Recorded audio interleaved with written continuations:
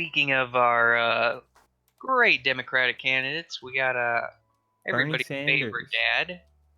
America's dad, Bernie Sanders, with an anti-endorsements page. This is a great idea. Oh yeah, for sure. I ask you to judge me by the enemies I have made. FDR. That's how he's gonna win. Making himself look like FDR. Who doesn't love FDR? People that Unless he's called FDR a a socialist dictator. dictator, Yeah, but I mean, kind of ridiculous. that is. I mean, he's still elected. Yeah, democratically elected. Free and open elections. There were no shenanigans going on in the elections, except for Harry Truman getting the vice presidentship in his last term. There was some shenanigans with that. Yes, unfortunately. But I mean, if you want to talk about presidents serving multiple terms prior to the two-term, it's really not their fault for running. I mean, George Washington set a precedent of a two-term limit, but that was not law. It's only like tradition. And I mean, how often has precedents been broken in American history? All the time, constantly. I mean, heck, your boy Teddy Roosevelt was trying to get a third term with his Bull Moose party, and then he ended up losing to everybody's most hated Democrat. He's got tons of great Roosevelt tweets up here. They are unanimous in their hate for me, and I welcome their hatred. We will overcome their greed and create an economy and a government that works for all, not just the 1%. Here are some of his anti-endorsements. We've got Haim Saban, it just says billionaire. Doesn't even say what he does. But he said, we love all 23 candidates. No, -1. I profoundly dislike Bernie Sanders. He thinks that every billionaire is a crook, and he calls us the billionaire class. And he attacks us indiscriminately. I am hurt. He is calling me names. I am being oppressed. I am one of the most powerful people in the country. I'm being oppressed. Help me. Woe is me, you peons. Come to my support and he's rally got against Bernie Sanders. He's just got tons of people that everyone unanimously hates. He's got one that Riley's personal grudge, Bob Iger. Oh, what did fucking Bob do to Riley? Don't get me started. Disney rewarded Bob Iger with a 4-year compensation package worth an estimated $423 billion. He now makes over 1,400 times as much as the average worker at Disney. Under his leadership, Disney has employed thousands of people in China who work in sweatshops at extremely low wages and has fired high-tech U.S. workers and replaced them with low-wage temporary guest workers from abroad. Disney just has a terrible track record with CEOs. They're always just the lowest scum you can find. Going all the way back to Walt Disney. Walt Disney was not a good person. No, he was not. No, he was a very fervent anti-Semite. I mean, think all if Hitler were leaders to win of World American War II, we could just have good old Walt be the president, you know?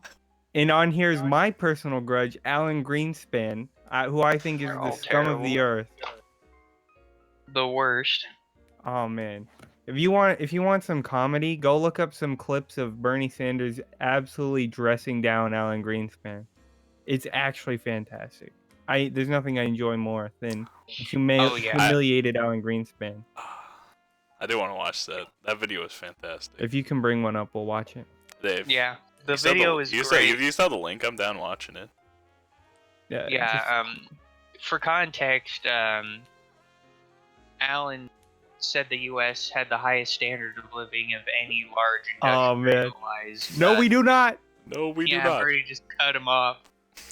Which is funny because it's so true. I mean, I guess Alan must live in the part of America where it's really nice. Probably in really nice parts of industrialized cities in his little penthouse tower or in his countryside retreats. Is it up? Okay, hold on. So, I mean, like, he doesn't actually know what it actually means to be in a part of the most quote-unquote highest standard living countries in the world. What it actually means to be a part of that. Mm-hmm. We're gonna play. Which I'll tell you, from living in those areas, you really wouldn't think that that is the cream of the crop for standard of living. No, I'll tell you it's what. certainly not. All right, here's a clip. Thank you. Mr. Sanders? Thank you, Madam Chair, and Mr. Greenspan, nice to see you again.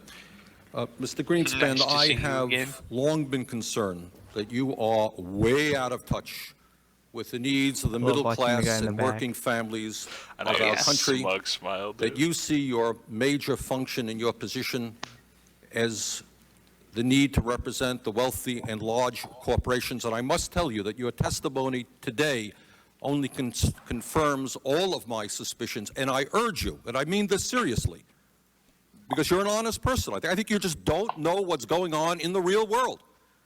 And I would urge you, come with me to Vermont, meet real people.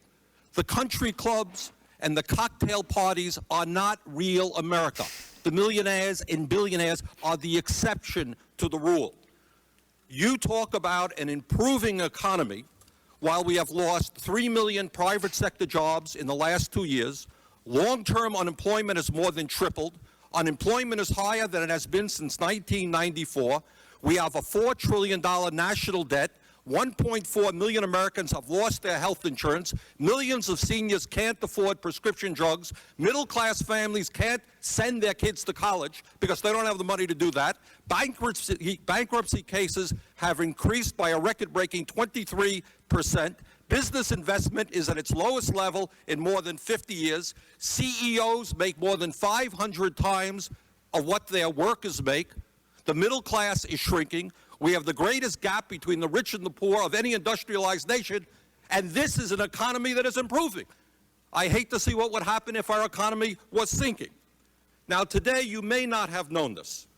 I suspect that you don't, but you have insulted tens of millions of American workers. You have defended over the years, among other things, the abolition of the minimum wage, one of your policies, and giving huge tax breaks to billionaires. But today you reached a new low, I think, by suggesting that manufacturing in America doesn't matter. It doesn't matter where the product is produced.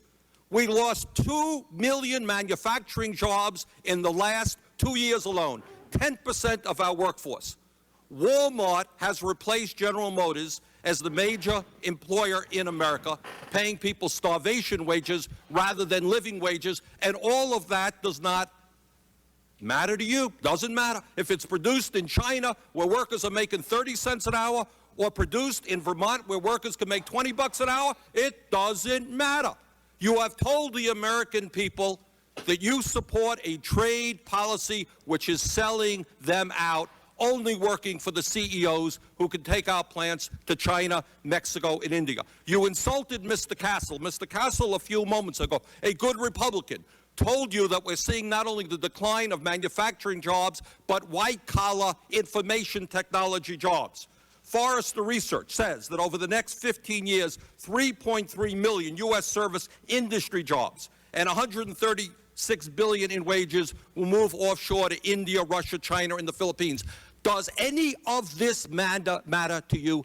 Do you give one whit of concern to the middle class and working families of this country? That's my question. Congressman, we have the highest standard of living in the world. No, we do not. You go to Scandinavia and you will find that people have a much higher standard of living in terms of education, health care, and decent paying jobs. Wrong, Mr. Greenspan. May I answer your question? You sure may. Thank you. For a major industrial country, we have created the most advanced technologies, the highest standard of living for a country of our size. Our economic growth is crucial to us. The incomes, the purchasing power of our employees, our workers, our people are by far more important than what it is we produce. I submit to you that, may I? 5 years later. They found that his ideology was flawed. Really? And what I'm saying to you is, yes, I found a flaw. I don't know how significant or one. permanent it is, but I've been very distressed by that fact. But if I may I just finish an answer to the question previously? You found a Because flaw in a the flaw, reality. flaw in the model that I perceived is the critical functioning structure that defines how the world works, so to speak. In other words, you found that your view of the world, your ideology was not right. It was not working. It had precisely. No, that's precisely the reason I was shocked, because I've been going for 40 years or more with very considerable evidence that it was working exceptionally well. Yeah. Mm. I wish Bernie would still do that. Like you heard just like how frustrated he sound whenever he's giving Yeah. that answer. He's not angry enough anymore.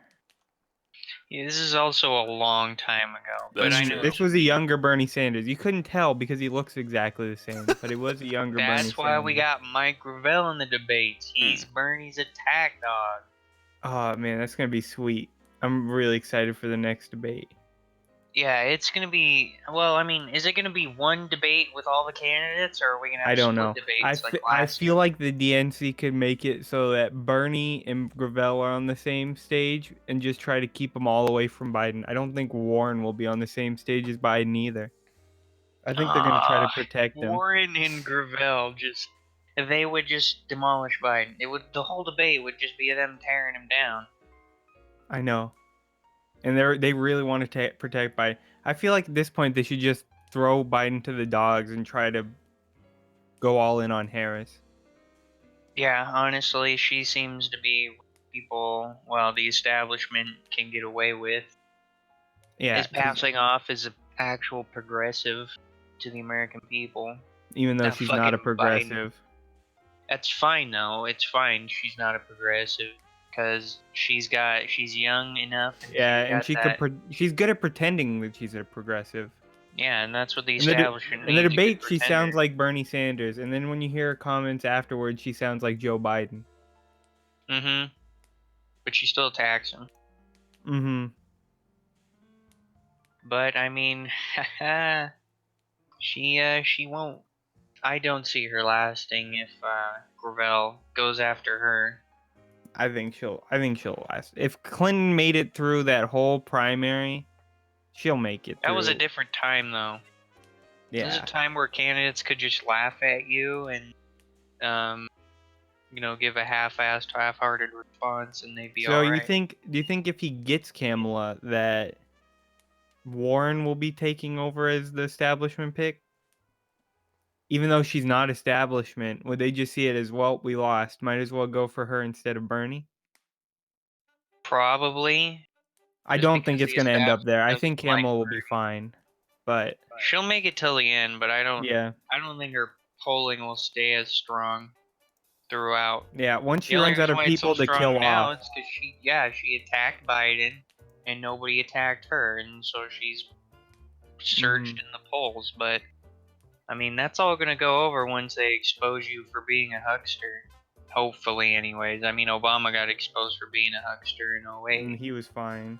Yeah. We'll see. Hopefully Is people Kamala don't as just. smooth talking as Obama, though? Or Clinton? We'll see. Bill Clinton could talk his way out of anything as well. Yeah. Just I don't know.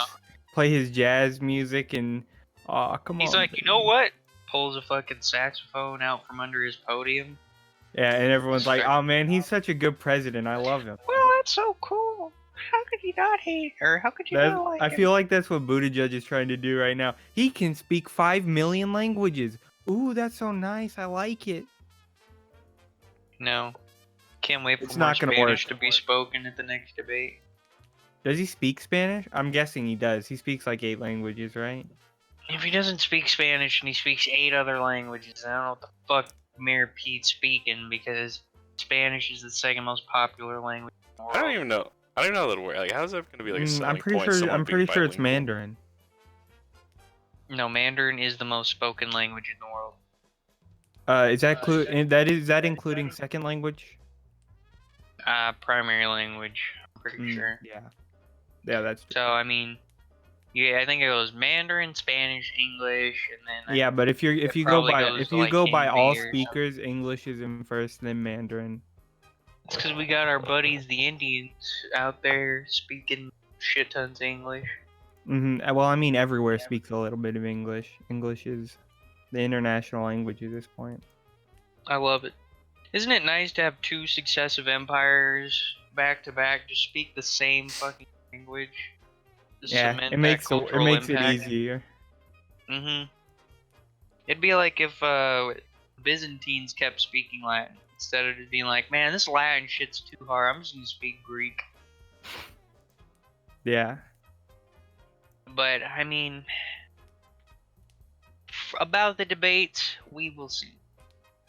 Kamala, I think, is gonna make it all the way to the frickin' Yeah. the convention. Her, Bernie, Warren, I think, are gonna be the last three. Tulsi, I don't know. She needs way more exposure than she has, unfortunately. And she's a really good candidate, but let's move on. More